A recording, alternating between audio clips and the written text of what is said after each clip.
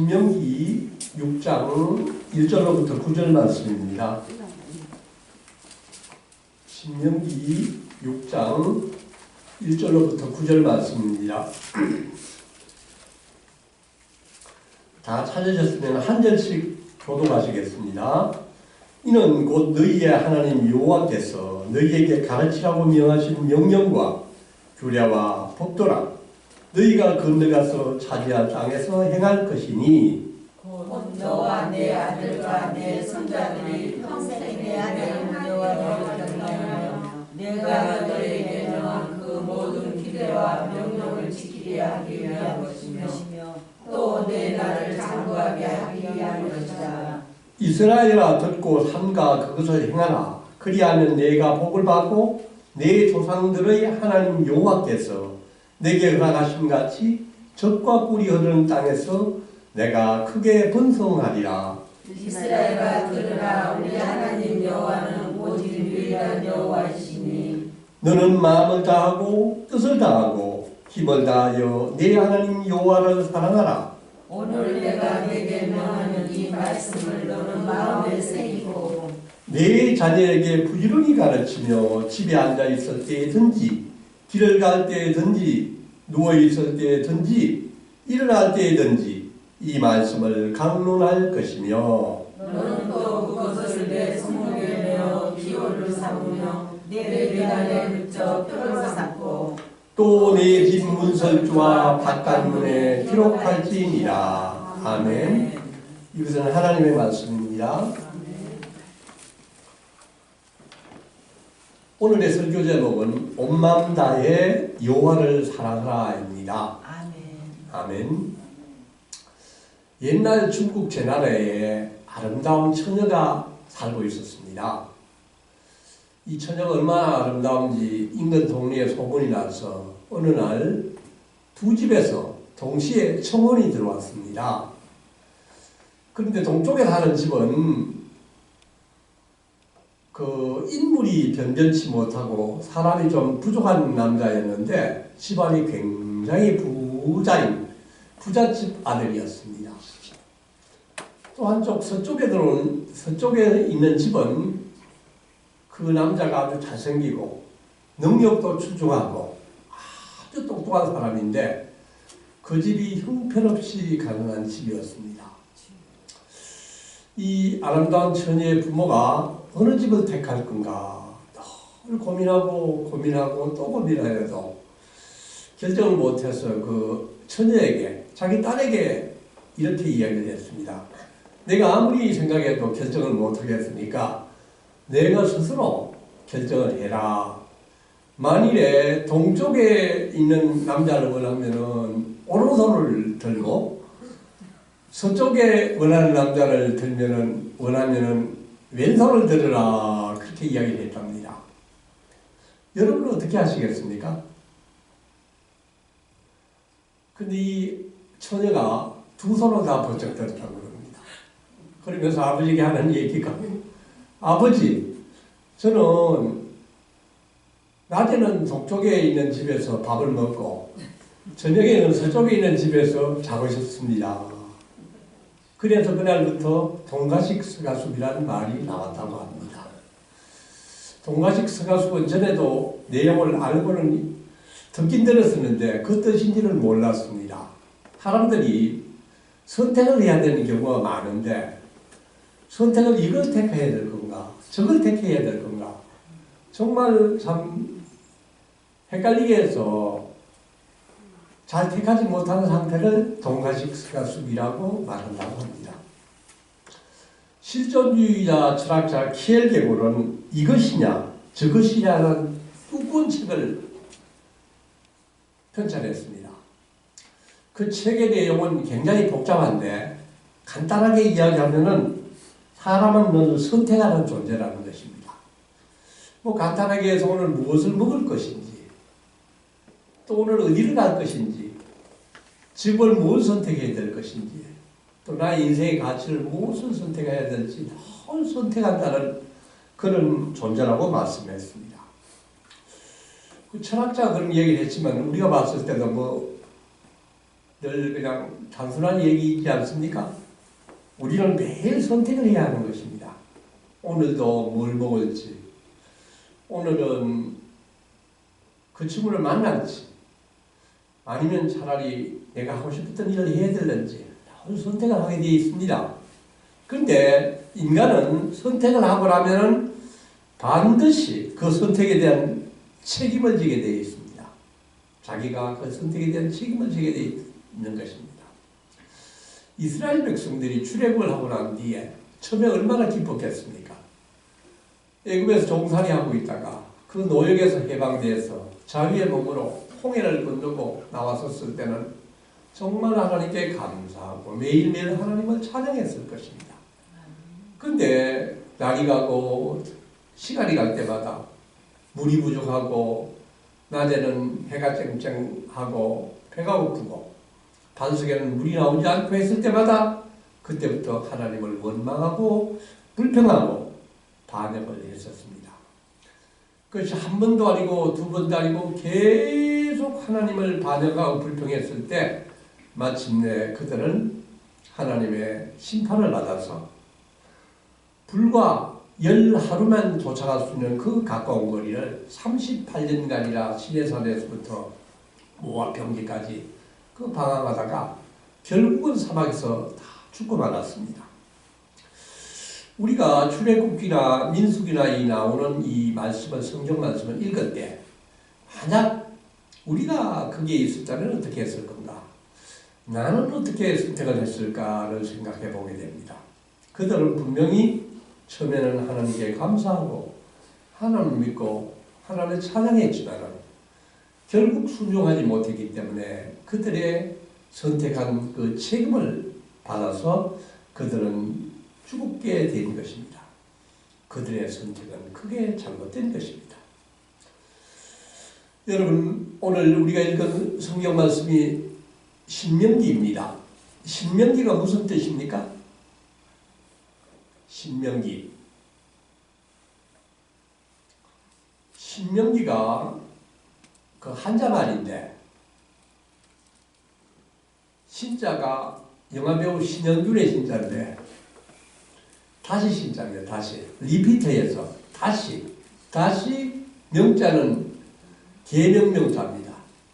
하나님의 말씀, 하나님의 계명을 다시 들려준다는 것입니다. 신명기 잘 기억하십시오. 이 말씀에 이 모든 것이 기록되어 있습니다. 되풀이해서 들려준다는 것입니다. 왜? 무엇을 누구에게 되풀이해서 들려주신다는 겁니까? 그 아버지 엄마들은 하나님의 계명을 잘 지키지 못했다 듣긴 들었는데 지키지 못했다가 하나님을 반역하고 죽었습니다. 근데 이제 지금 남아있는 사람들은 모압 평지에 누가 남아있습니까? 아버지 엄마는 다 죽고 거기에서 태어났던 2세대들만 남아있습니다. 2세대들은 어릴 때부터 아버지 어머니한테 들었던 율법이 있었겠지만 잘 듣지 못했을 것입니다. 그래서 모세가 이제 죽기 얼마 안 남았습니다. 마지막 죽기 전에 이 2세대들을 모아놔 놓고 피를 토하는 심정으로 율법을 들려주는 겁니다. 율법을 들려주고 또 들려주는 것입니다. 왜 그렇습니까? 그들이 이제 곧 모압 평지를 지나서 저기 보이는 요단강을 지나면은 바로 가나안 땅입니다. 가나안 땅에 그들이 들어갈 것입니다. 그 가나안 땅은 모든 가나안의 이방신들이 덕실덕실한 그곳에서 너희가 살기 위해서는 이 계명을 알아야 된다는 것입니다. 그 계명을 모세가 이제 얼마 남지 않은 마지막 운명의 시간에서 이스라엘 백성들에게 설교를 하는 것입니다. 세 편의 설교가 바로 신명기입니다. 그래서 우리는 왜 모세가 반복적으로 그들의 부모가 잘못한 것을 회고하면서 율법을 계속해서 들려주는지 우리 이것을 오늘 잘 음미해 보기를 원합니다. 저도 출애굽기를 지나서 레위기를 지나서 민수기를 지나서 신명기에 들어오면서 했던 이야기 또 나오고 어제 제사했다고 오늘도 나오고 어제 제문드렸던 오늘 들어보라고 그래서 어떨 때는 그만했으면은 지나쳤으면 좋겠는데 왜 이런 말씀을 계속 썼을까? 우리 인간이 그렇게 한 번 듣고 금방 잊어버린다는 것입니다. 듣기만 들었지 행동을 나오지 않는다는 것입니다. 그렇기 때문에 계속 반복적으로 이야기하는 것을 깨닫게 되는 것입니다. 우리가 방금 읽은 신명기 6장 1절 2절 말씀을 한 번 더 읽어보겠습니다. 시작. 이는 곧 너희의 하나님 여호와께서 너희에게 가르치라고 명하신 명령과 규례와 법도라. 너희가 건너가서 차지할 땅에서 행할 것이니 곧 너와 내 아들과 내 손자들이 평생에 내 하나님 여호와를 경외하며 내가 너희에게 명한 그 모든 규례와 명령을 지키게 하기 위한 것이며 또 내 나라를 장구하게 하기 위한 것이라. 아멘. 이제 좀 눈앞이 밝아오는 것 같지 않습니까? 왜 모세가 지금 모압 평지에서 이스라엘 백성한테 이 설교를 하는 것입니까? 그것은 하나님 여호와께서 너희에게 가르치라고 명령하셨다는 것입니다. 명령. 하나님이 명령하시기 때문에 내가 너희를 가르치지 않으면 안 된다는 것입니다. 그 위에 있는 5장 31절 말씀을 우리가 한번 보겠습니다. 제가 한번 읽어보겠습니다. 너는 여기 내 곁에 서 있으라. 내가 모든 명령과 규례와 법도를 내게 이르르니 너는 그것을 그들에게 가르쳐라. 가르쳐 내가 그들에게 기업으로 주는 땅에서 그들에게 이것을 행하게 하라 하셨나니.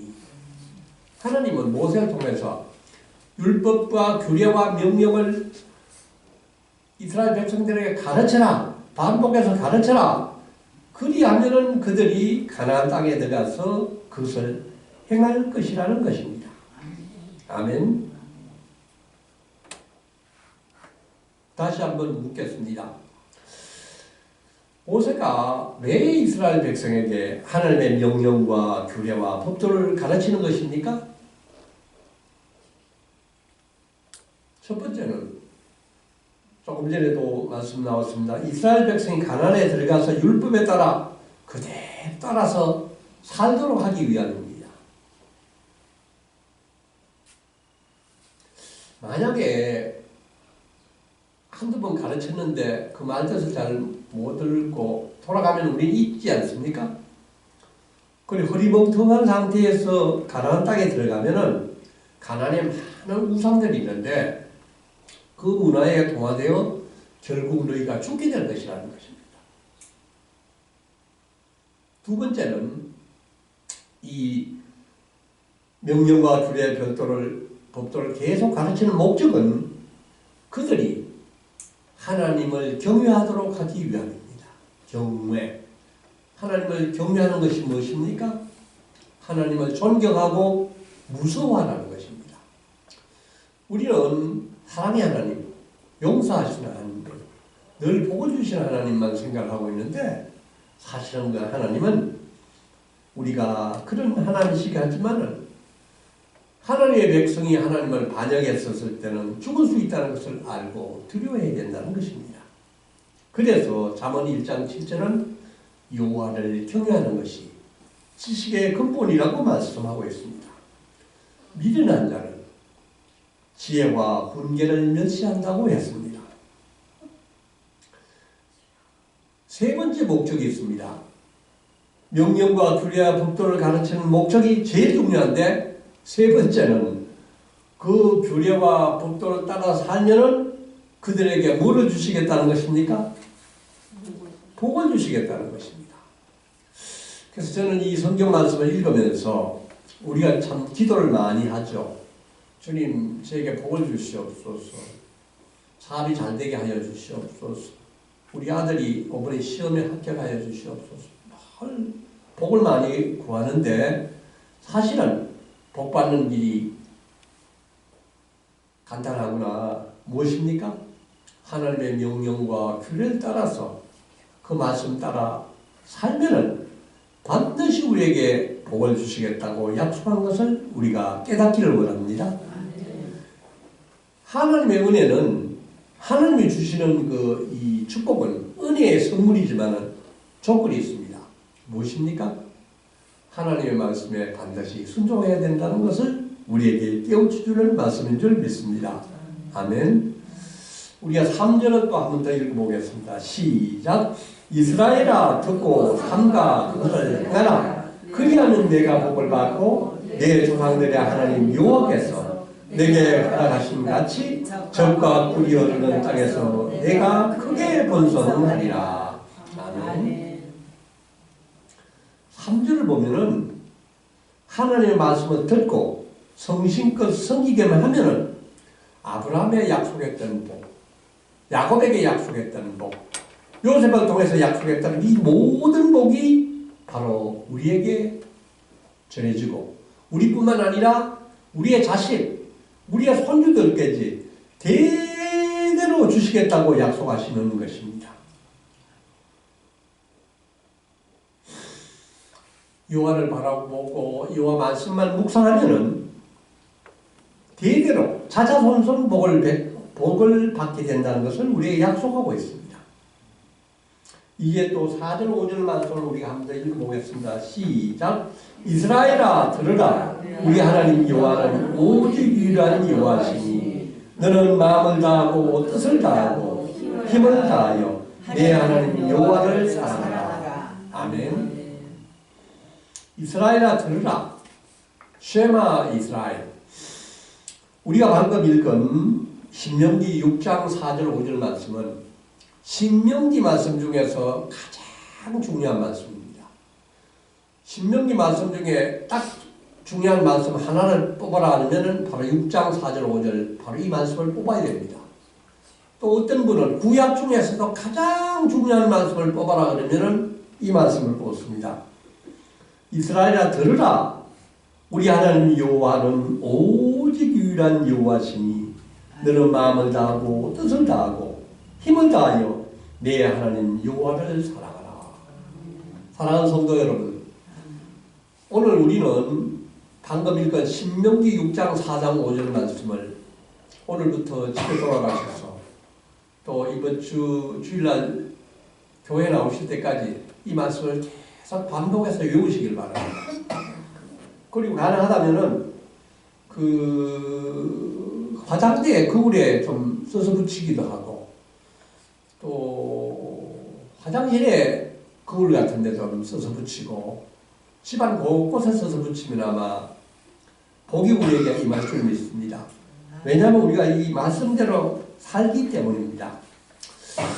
마가복음 12장을 보면은 예수님이 어느 날 길을 갈 때 서기관 한 명이 예수님께 와서 이렇게 묻습니다.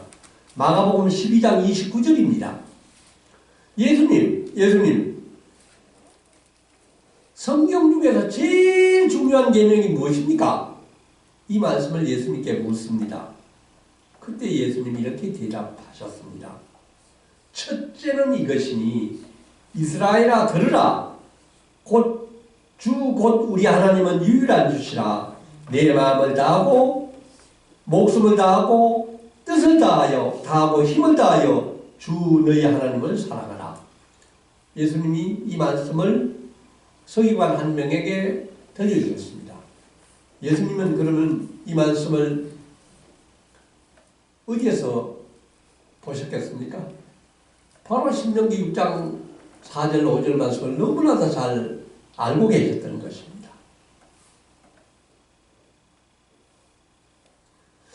근데 우리는 오늘 한번 생각해 보기를 원합니다. 왜 하나님은 우리가 하나님을 사랑하기를 그렇게 간절히 원하시는 겁니까?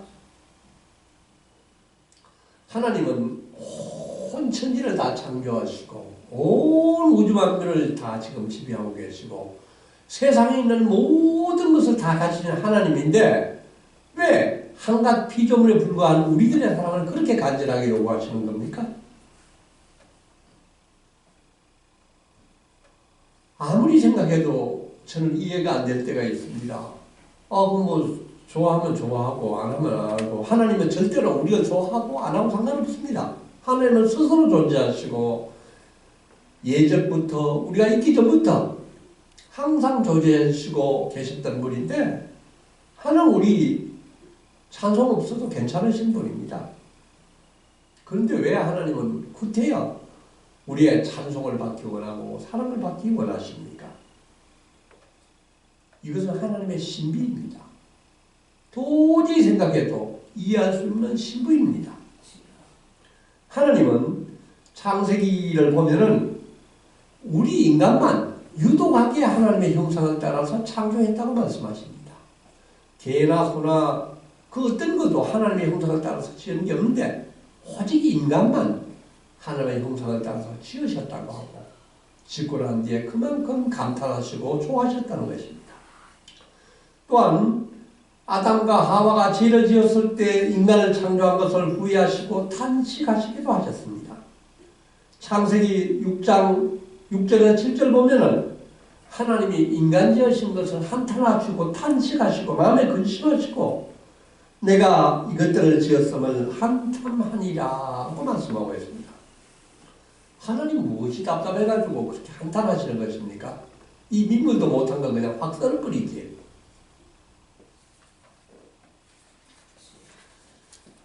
하나님은 우리가 하나님을 먼저 사랑했습니까? 하나님은 우리를 먼저 사랑하셨습니까? 네, 그렇습니다. 하나님은 우리가 사랑하시기 전에 하나님이 먼저 우리를 사랑하셨습니다. 하나님은 높고 높으신 유일한 하나님, 절대자 하나님이시지만 그분이 작고 낮은 이 땅에 내려와서 하나님과 우리 인간이 언약을 맺었습니다. 그게 뭡니까?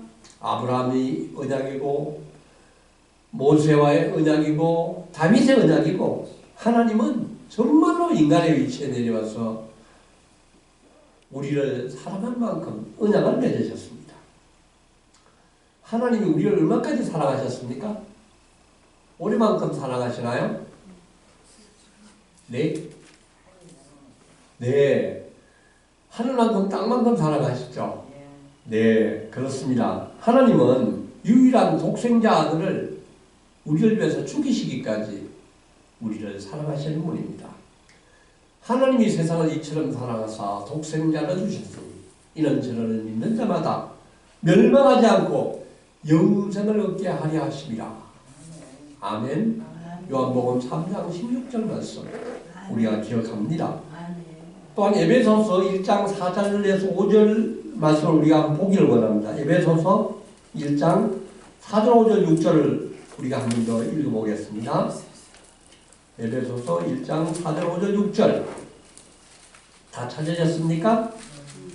한 목소리 읽겠습니다. 시작. 곧 창세전에 그리스도 안에서 우리를 택하사 우리로 사랑 안에서 그 앞에 거룩하고 흠이 없게 하시려고 그 깊으신 뜻대로 우리를 예정하사 예수 그리스도로 말미암아 자기의 아들들이 되게 하셨으니 이는 그가 사랑하신 자 안에서 우리에게 거저 주시는 바 그의 은혜의 영광을 찬송하게 하려는 것이라. 아멘. 창세전에 우리가 태어나기도 전부터 예수 그리스도 안에서 우리를 택하셨다는 것입니다. 우리를 그리스도 예수 하나님의 사랑 가운데서 형편없는 죄인이지만 거룩하고 흠이 없게 하시려고 예수 그리스도로 죽게 함으로 말미암아 우리를 하나님의 아들이 되었다는 것입니다. 아들로 만들어 주셨다는 것입니다.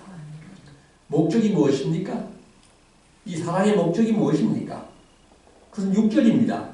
이는 그가 사랑하신 자 안에서 우리에게 거저 주시는 바 그의 은혜의 영광을 찬송하게 하려 하는 것이라. 아멘. 우리가 하나님께 드릴 수 있는 것이 무엇입니까? 하나님의 영광을 찬송하는 것입니다. 하나님은 우주 만물을 다 가지신 분입니다. 그러나 하나님은 우리 인간의 사랑을 받기 원하십니다. 우리 인간의 찬양을 받기 원하십니다.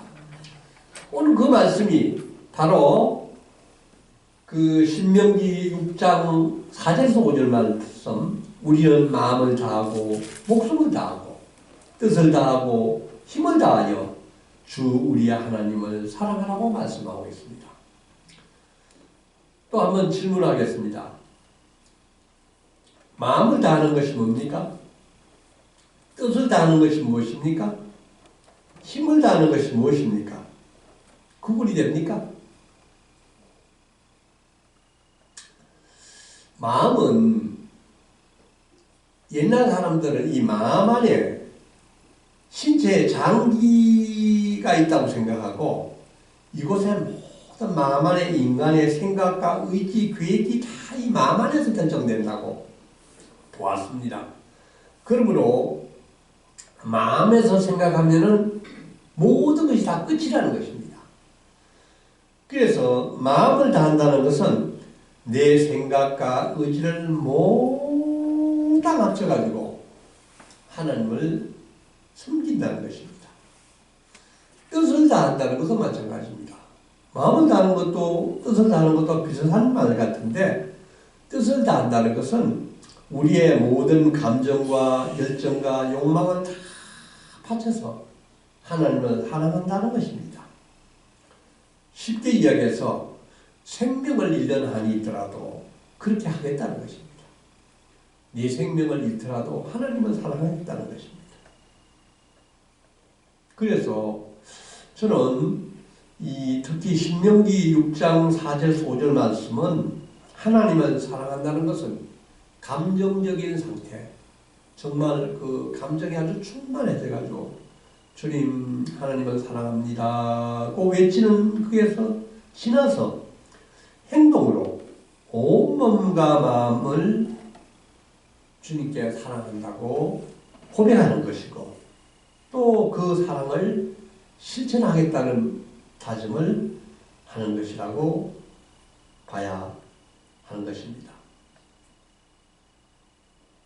이제 모세는 하나님의 사랑이 그럼 어떻게 이렇게 뜻을 다하고 힘을 다하고 하나님을 사랑할 수 있는지에 대해서 그 구체적인 방법을 우리에게 말씀하고 있습니다.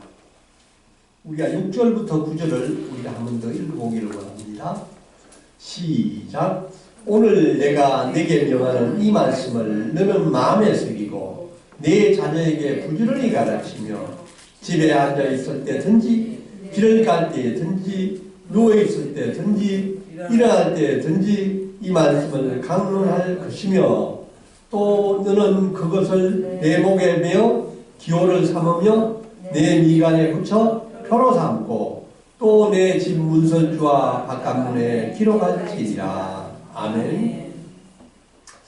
하나님의 말씀이 우리 삶에 나타날 일은 어떻게 해야 되는지를 구체적으로 아주 상세하게 잘 설명하고 있습니다. 첫 번째는 하나님의 말씀을 마음에 새겨야 한다고 하는 것입니다. 어떻게 하면 마음을 새기는 것입니까? 마음을 새긴다는 것을 천천히 생각을 해보기를 원합니다. 이단 사람들은 아주 우리보다 더 용기 있게 복음을 전합니다. 막 그냥 교회에 와서 행패도 부리고 할 정도로 굉장히 그 믿음이 강한데 그 이단들의 특징은 맹목적인 신앙입니다.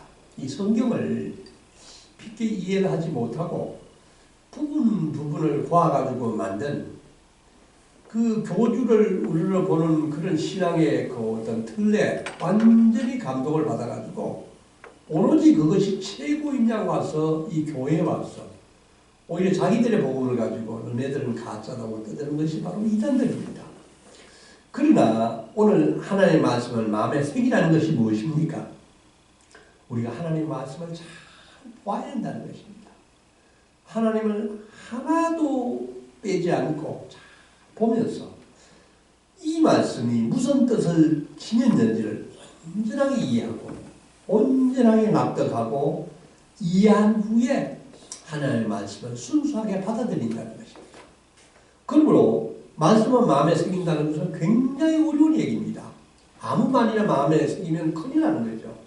하나님의 진리를 그대로 마음에 새기려면 우리 열심히 성경 말씀을 잘 보고 매일 묵상하고 말씀을 기도하면서 성령께 이 말씀이 무슨 뜻인지를 비추어 달라고 기도하는 가운데 그 진리가 내 마음을 조명하고 내 마음에 새겨지면서 내가 거기에 완전히 하나님께 그 바쳐지는 그런 상태가 마음에 새기는 것이라고 볼 수 있습니다.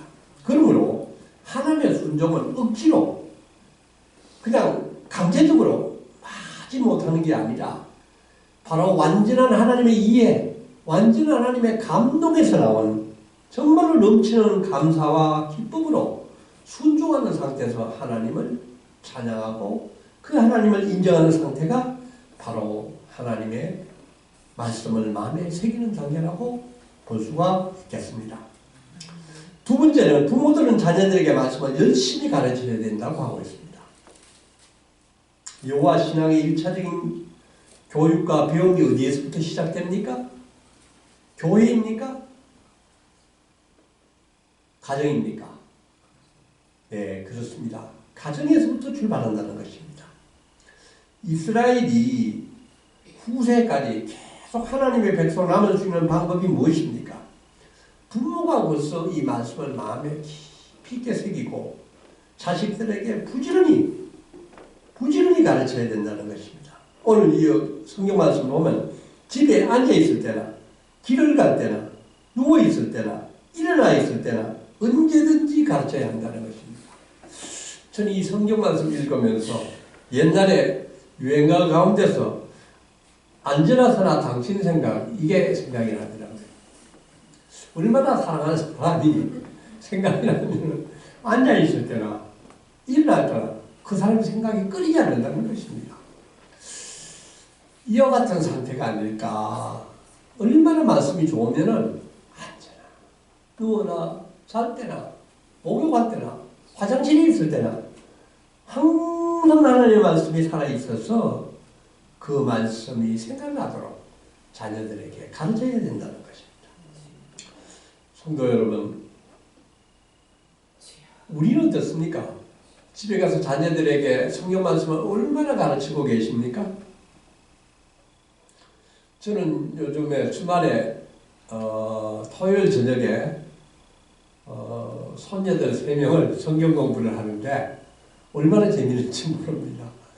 생각보다는 어린 친구들이 어른보다 성경에 대한 이해도가 더 놀랍습니다.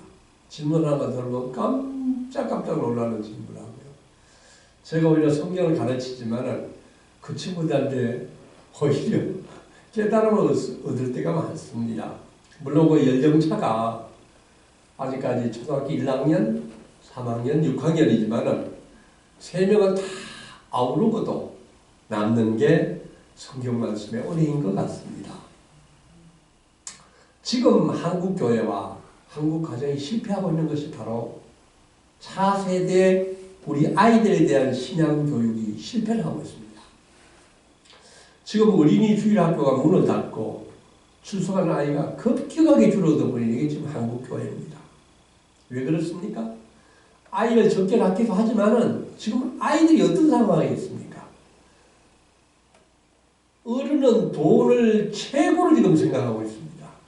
그리고 이 지배하고 있는 문화가 음란 문화가 지금 하늘을 찌르고 있습니다. 그리고 아이들이나 어린이나 스마트폰에 빠져있고 게임 중독에 빠져있고 연예인이면 막 그냥 최고로 열망을 하고 있습니다.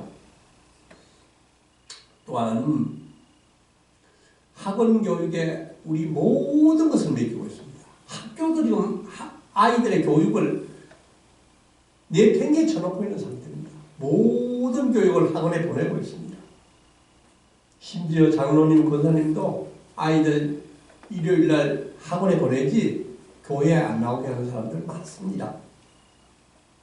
이렇기 때문에 주일 예배가 소홀히 되고 있습니다. 아주 심각한 상황입니다. 이런 식으로 계속하면 앞으로 한국 교회는 무너질 것입니다. 청년 세대가 없고 아이 세대가 없는 이 교회는 우리 세대들, 우리 다음 세대들이 다 세상 떠나면 유럽처럼 교회 문을 닫을 것입니다. 우리는 다시 자녀 교육을 시작해야 됩니다. 지금부터 집에서 아이들부터 가르쳐야 됩니다. 손주들부터 가르쳐야 됩니다. 세 번째는 말씀의 흔적으로 가득 찬 삶을 살아야 된다고 말씀합니다. 8절을 보면은 너는 또 그것을 내 손에 메어 기호로 삼으며 내 미간에 붙여 표로 삼고 되어 있습니다. 내 손목에 매라는 것입니다. 또 내 미간에 붙여서 표로 삼으라는 것입니다. 지금도 이스라엘 유대인들은 이 손목에 메고 미간에 붙여서 다니는 사람들이 꽤 많습니다. 저도 직접 보지는 못했는데 사진으로 보고 이야기는 들었는데 그 사람들은 성경 말씀을 적어가지고 조그마한 가죽 가방에다가 그 테필린이라는 가죽 가방에 담아가지고 이제 여기에 달거나 여기에 매가지고 있는 사진을 제가 봤는데 성경에 보면 마태복음 23장 5절 보면은 바리새인의 모습을 이렇게 기록하고 있습니다. 그들의 모든 행위를 사람에 보이자 하나니 그 경문 띠를 넓게 하며 옷으로 길게 하며 이때 경문이 바로 그 손목에 메고 가죽 쌈지에 담아있는 테필린을 말씀하고 있습니다. 참 유대인들은 우리보다도 훨씬 더 이 율법을 잘 따르는 사람들입니다. 우리는 율법을 따라서 성경 말씀을 이렇게 메고 이마에 걸고 다니지를 못한다 하더라도 우리의 손과 우리의 미간에 있는 머리가 하나님의 말씀으로 지배를 받아야 된다는 뜻으로 받아야 할 것입니다. 하나님의 백성은 말과 행동과 생각이 온전히 하나님의 지배를 받아야 한다는 것입니다. 만일 하나님의 말씀이 목회자의 삶을 지배할 때 목회자의 삶 자체가 엄청난 설득의 능력이 있는 설교가 될 것입니다. 만약에 하나님의 말씀이 성도들의 삶을 지배할 때 성도들의 삶 자체가 말로 필요 없는 엄청난 전도의 능력을 나타낼 것입니다. 아멘. 넷째는 가정과 그 가정에 속한 공동체가 하나님의 말씀의 영향력 아래 있게 하라는 얘기입니다. 9절 말씀을 보면은 또 내 집 문설주와 바깥문에 기록할지니라고 말씀하고 있습니다. 저는 이 말씀을 보면서 옛날 우리 생각을 해봤는데 옛날에 우리 집 대문에 보면은 뭐 입춘대길, 근양다경 이런 거를 좀 써서 붙인 게 기억나지 않습니까? 그거 다 보기도로라고 해서 붙여놓은 것이죠. 근데 요즘 이제 다녀보면은 이 가게에 성경 말씀 써 붙인 가게가 참 많더라고요. 저도 지난주에는 약국을 데려갔는데 성경 말씀이 좋아가지고 한참 보는데 그 밑에 교회 이름이 있더라고요. 보니까 그래서 참 반갑다는 느낌을 들으면서 이분도 참 믿음 좋은 교인이구나 그런 생각을 해봤습니다. 저는 그분 약사가 그러고 보니까 굉장히 친절하고 굉장히 좋았습니다. 왜 그럴까? 우리가 성경 말씀을 써붙여 놓으면 약 함부로 팔 수 있겠습니까? 오는 손님을 함부로 대할 수 있겠습니까? 저는 내 집 문설주와 바깥문에 기록할지어다 라는 말씀이 바로 떠올랐습니다. 우리가 대문이나 가게에 말씀을 써놓으면 우리 주위에 있는 사람들이 다 우리를 볼 것입니다. 저분이 그리스도인이구나. 저분이 과연 그리스도인처럼 살고 있구나. 이런 것을 바라보게 될 것입니다. 우리도 가정과 직장과 가게에 말씀을 걸어놓기를 원합니다. 그런 의미에서 우리 교회에 맞는 달력은 참 좋은 것 같습니다. 교회 성기와 또 교회 이름이 있어가지고 아주 전도하는데 아주 탁월한 효과는 있을 것으로 보여집니다. 우리는 오늘 성경 말씀처럼 이렇게 성경 말씀을 다 손에 메고 미간에 달고 다니지는 않더라도 그 하나님 한 분을 확실히 섬기는 그리스도의 모습을 세상 사람들에게 보여줄 수 있기를 원합니다. 오늘의 세상이 얼마나 지금 불의에 빠져 있고 곳곳마다 부정과 어두운 모습을 우리에게 보여주고 있으니까 도저히 회복할 수 없을 것 같은 희망 없는 모습을 너무 많이 보여주고 있습니다. 그러나 우리는 이때에 우리는 세상의 불의에 빠지지 않고서도 하나님 말씀대로 살아도 세상을 이길 수 있다는 모습을 그들에게 보여줄 수 있기를 원합니다. 탈법과 위법, 불법이 아무리 파헤치고 있는 세상 가운데서 우리가 좀 불편하고 우리가 좀 손해를 보는 한이 있더라도 믿음대로 사는 모습을 우리 자녀들에게 보여줄 수 있기를 원합니다. 우리 자녀들이 그것을 보지 않는다면 도저히 교회에 나오지 않을 것입니다. 다시 한번 말씀을 정리하고자 합니다.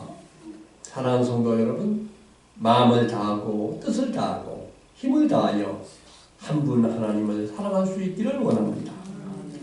안전하거나 부지런히 자녀들에게 말씀 가르칠 수 있는 부모가 되기를 원합니다. 그러므로 말미암아 우리가 하나님이 우리가 노력하지 않더라도 하나님이 부어주신 한량없는 복을 누리는 우리 모두가 되기를 기도합니다. 아멘. 주님, 오늘 이스라엘들아, 우리 하나님 여호와는 오직 유일한 여호와시니 너는 마음을 다하고 뜻을 다하고 힘을 다하여 내 하나님 여호와를 사랑하라고 말씀하셨습니다. 주님, 정말로 온 몸과 마음을 다 맞춰서 하나님을 사랑하게 하여 주시옵소서. 가정에서 자녀들에게 부지런히 말씀을 가르치게 하여 주시옵소서. 우리의 믿음의 유산이 우리 아들, 딸, 손자, 손녀들에게도 전해지게 하여 주시옵소서. 그들이 세상 지식을 알기 전에 여호와를 아는 것이 지혜의 근본임을 깨닫게 하여 주시옵소서. 그렇게 함으로 우리 가문이 하나님을 잘 믿어서 복받는 가문이 되게 하여 주시옵소서. 주님, 한국교회를 살려주시옵소서. 어린이 주일학교를 부흥시켜 주시옵소서. 교회에 나오는 어린 자녀들과 청년들이 늘어나게 하여 주시옵소서. 주님, 대한민국을 주님을 섬기는 나라로 만들어 주시옵소서. 이 나라의 지도자들이 여호와를 경외하고 백성을 잘 섬기게 하여 주시옵소서. 온 몸과 마음 다해 주님을 찬양하게 하옵소서. 이 모든 말씀 예수 이름 받들어 간절히 기도하옵나이다. 아멘. 이제 다 같이 찬양 428장을 찬양하시겠습니다.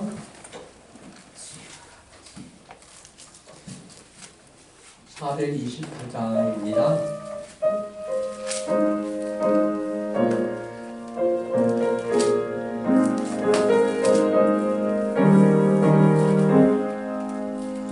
내 영혼의 햇빛 비치니 주 영광 찬란해.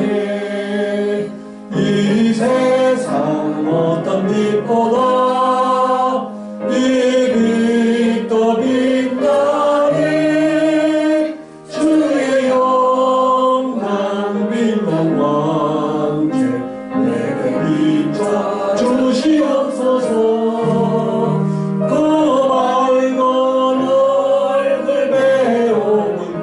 나의 영혼 기쁘다. 내 영혼에 오래 있으니 주여 향합니다. 주 귀를 기울이시사 다 듣고 계시네. 주의 영광 빛난 왕